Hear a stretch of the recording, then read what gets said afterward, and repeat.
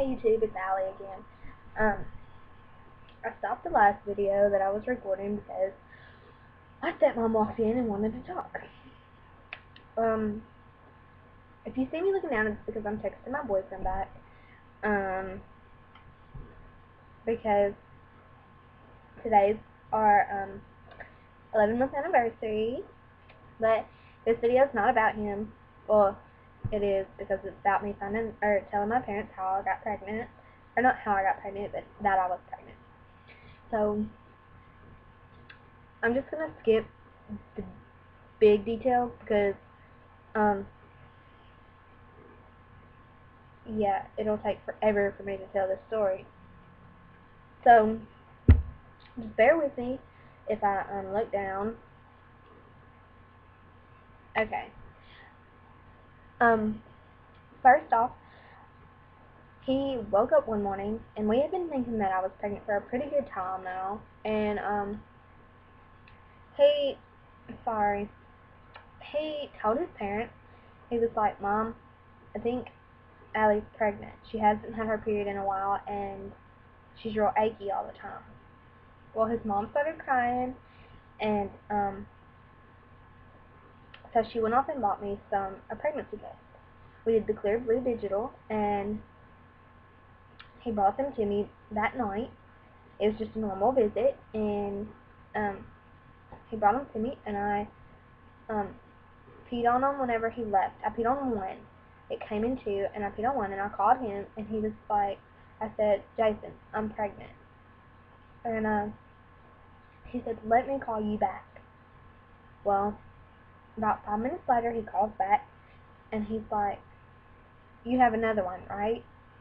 And I said, "Yeah, I do, but I'm going to take it in the morning because it says it's more effective in the morning because that's when all your body or whatever drains all its nutrients," or something like that. I think I have that twisted, but he said, "Okay, in the morning when we get to school, I'll meet up with you and you can tell me what it says," because at the time he did not have a cell phone. He was using his mom's, and his mom sometimes wouldn't let him use the phone. So I peed on it that morning before school, before I even got ready, which I know I should have waited till after I got ready because I was boo-hooing and everything. It was positive. So I get to school and I tell him, I'm like, "Jason, it came up positive again." And he was like, "How are you going to tell your parents?" And I was hoping we could tell them together. And he was like, "Okay, me and my mom will come over in about a week or two." Okay, somebody just called and hung up. That was really strange. And I don't even know the number. Oh, exit. And so I was like, "Okay, y'all come over in about a week or two, and I'll let my mom know because I can't go too long without telling her because I needed prenatal vitamins and I needed to see my OB." Well, yeah. So I couldn't wait any longer because Jason kept putting it off on telling my mom because he thought she was gonna hate him, which is totally not true. So I walk in and I have these pregnancy tests in this bag. I know it's bad that I kept them, but we threw them away afterwards. I wrapped them up in a Walmart bag and I said, "Mom, sit up so I can talk." And she was like, "No, I'll just lay here. What do you need? Da da da. I don't feel good. I don't want to sit up. Da da da." So I was like, "I think you want to sit up for this." And she was like, "Allie, what do you have to tell me?" And I was like, "Just sit up and I'll tell you, God. Quit getting so, like, hostile with me." So I give her this bag while she's still laying down, and she opens it up and she starts crying. And she was like, "I had a feeling that's what you were going to tell me." And I'm thinking, what? I mean, how did you feel that that's what I was going to give you? I mean, there could have been anything in that bag. Socks, shoes, anything. There's a piece of hair on me and it itched. I mean, it could have been anything. And of course she cried and she was like, adoption this and abortion's okay, da da da. I'm thinking, no, me and Jason have talked about it. I'm keeping this baby, no matter what you have to say. So she calls my dad while he has company, which, oh my god, made me feel horrible. She said, um,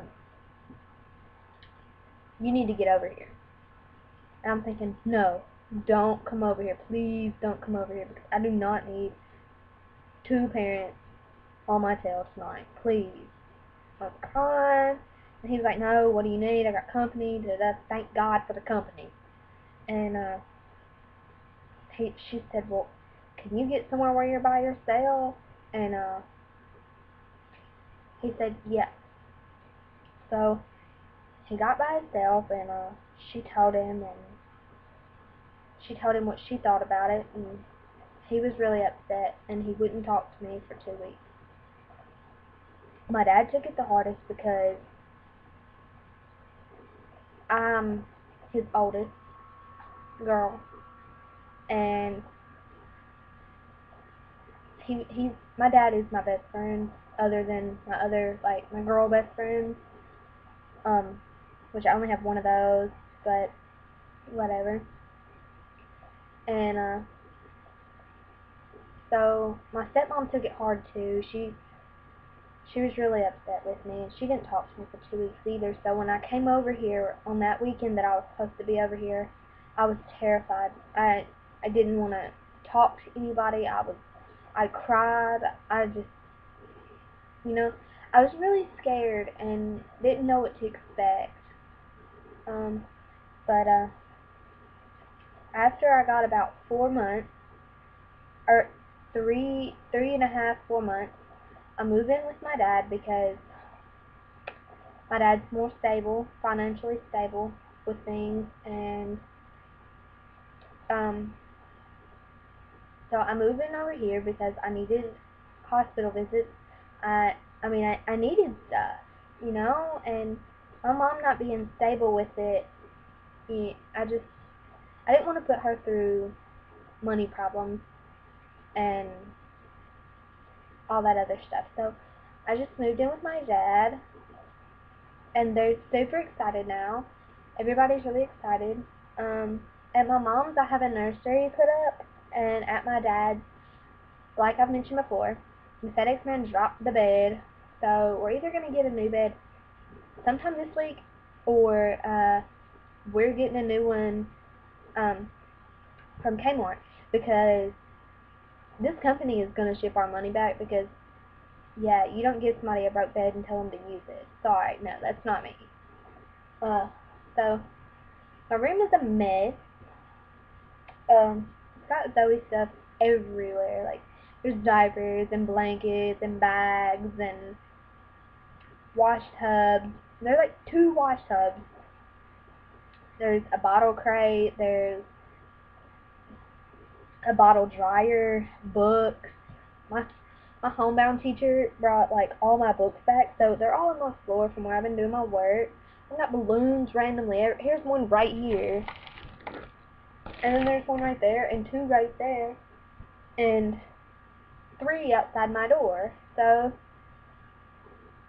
I mean, I gotta get my room together. We gotta get shelves and a pantry in my room for all her clothes and bottles and stuff, so I don't have to store them in the kitchen and keep everything cluttered.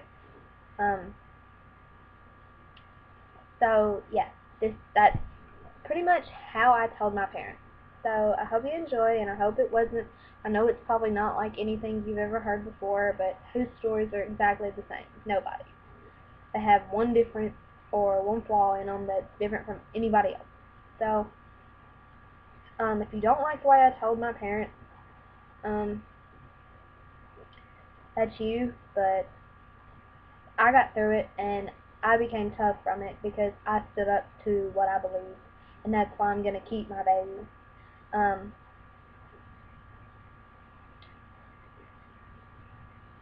I respect everybody and everybody's decision on what they choose. That's them.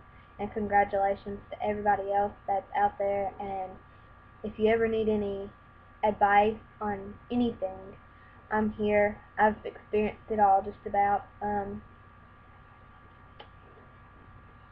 Yeah. So have a good day.